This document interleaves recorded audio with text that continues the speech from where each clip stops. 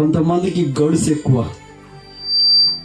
ఎక్కువ. ప్రభు దినమును ఆచరించడానికి కూడా పోనీలే, ఆదివారమేగా, గదే వాక్యంగా, గదే పాటలుగా. ఇది చాలా నష్టం అండి. ఈ మనస్సు ఎవరికైతే ఉంటుందో వారిలో సాతాను ఆత్మ పనిచేస్తున్నట్టు లెక్క.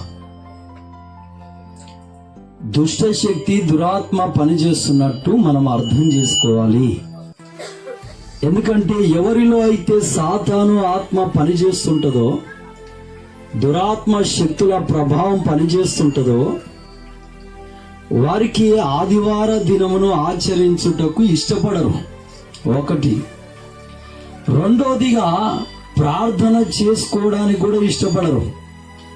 మూడోదిగా ఉపవాస ప్రార్థన చేయడానికి ఇష్టపడరు.